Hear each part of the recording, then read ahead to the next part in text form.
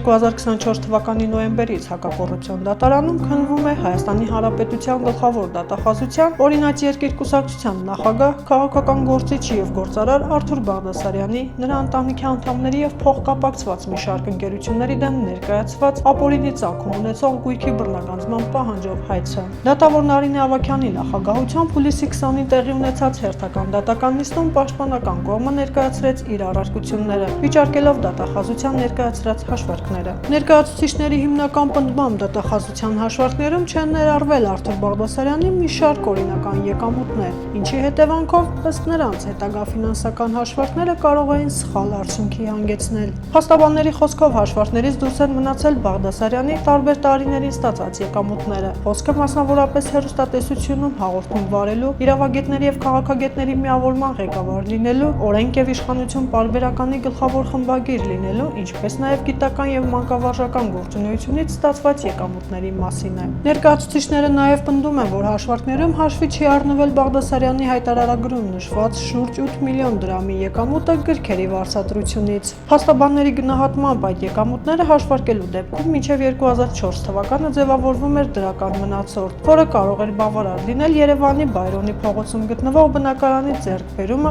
օրինական միջոցներով հիմնավորելու համար։ Կողմը վիճարկում է նաև ընկերությունների ֆինանսավորման վերաբերյալ դատախազության մոտեցումները։ Ներկայացուցիչների պնդմամբ Հայասի գրուպ ընկերության գործունեությունը հիմնականում իրականացվել է բանկային վարկերի հաշվին։ Նաև պնդում են, որ ընկերության ստեղծման եւ զարգացման համար ներգրավված միլիոնավոր դոլարների վարկային միջոցները չեն կարող դիտարկվել որպես Արթուր Բաղդասարյանի ապօրինի եկամուտ։ Դատախազության ներկայացուցիչը սակայն հակադարձեց, որ Հայասի գրուպի ապօրինի ծագման վերաբերյալ դիրքորոշումը հիմնված չէ միայն ընկերության վերակազմակերպման հանգամանքի վրա։ Դատախազության պնդմամբ ընկերության վերաբերյալ առկա են նաև այլ հանգամանքներ։ Մասնավորապես նշվել է, որ Արթուր Բաղդասարյանի կողմից ընկերությանը տրամադրված որոշ փոխառություններ չեն հիմնավորվել օրինական եկամուտներով, իսկ ընկերությունում ներդրված որոշ գույքերի ձեռքբերման օրինականությունը ըստ դատախազության ամբողջությամբ հիմնավորված չէ։ Դատախազության ներկայացուցիչը նաև նշել է, որ որոշ գույքեր հետագայում ընկերությանը փոխանցվել են շուկայական արժեքից էականորեն ցածր գնով։ Ներկայացուցիչները նաև պնդում են, որ դատախազության հաշվարկներում առկա են ոչ միայն թվաբանական, այլև մեթոդաբանական խնդիրներ, չհաշվարկված եկամուտներ, չնույնականացված փոխանցումներ եւ այլ անձանց գործարքներ,